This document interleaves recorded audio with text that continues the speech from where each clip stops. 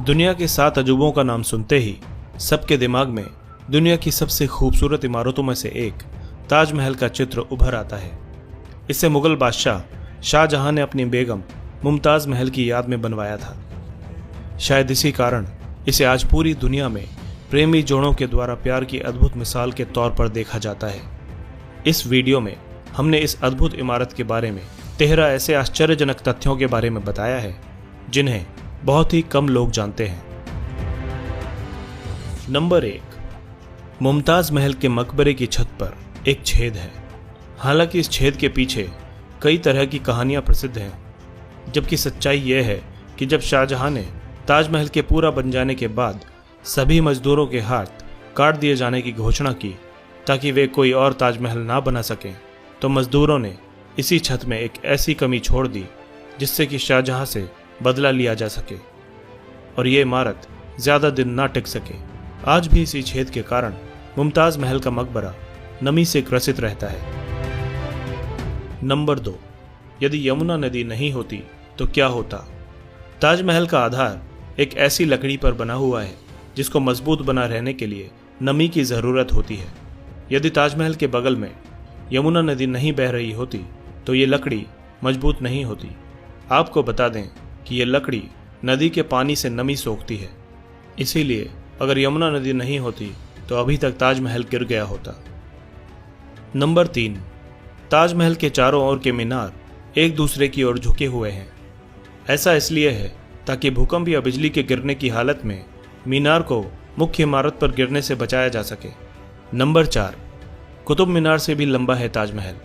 वैसे तो कुतुब मीनार को भारत की सबसे लंबी मीनार के तौर पर जाना जाता है, जिसकी ऊंचाई 72.5 मीटर है, लेकिन क्या आप जानते हैं कि ताजमहल की ऊंचाई 73 मीटर है, अर्थात ताजमहल कुतुब मीनार से आधा मीटर अधिक ऊंचा है।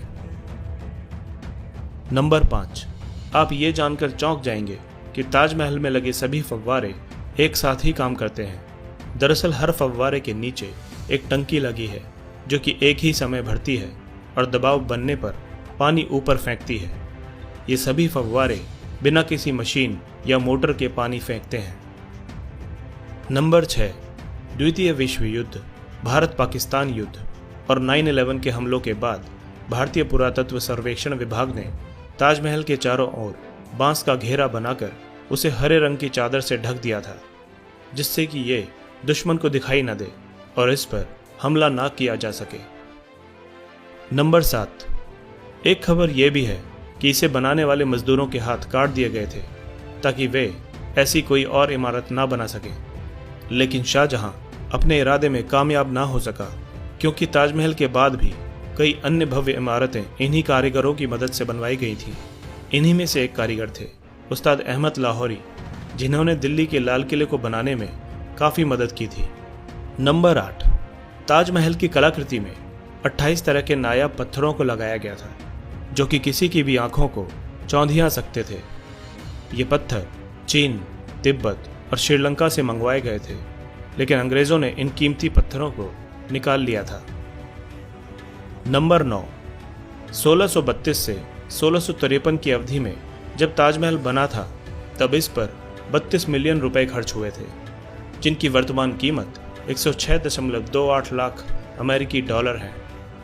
नंबर 10, शाहजहां का ये सपना था कि वो अपने लिए भी एक काला ताजमहल बनवाए, लेकिन उसके बेटे औरंगजेब द्वारा कैद किए जाने के कारण वो अपना सपना पूरा ना कर सका।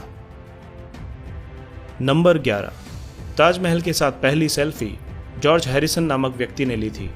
ये सेल्फी उस समय ली गई थी जब सेल्फी का दौर ही नहीं था। नंबर 12, ताजमहल का रंग बदलता है। दिन के अलग अलग समय के हिसाब से इसका रंग बदलता है। सुबह के समय ये गुलाबी दिखता है और शाम को दूधिया सफ़ेद और चांदनी रात में सुनहरा दिखाई देता है। नंबर 13, ताजमहल को देखने के लिए एक दिन में 12,000 सैलानी आते हैं। इतने सैलानी पूरी दुनिया में किसी भी इमारत को देखने के लिए नहीं आते।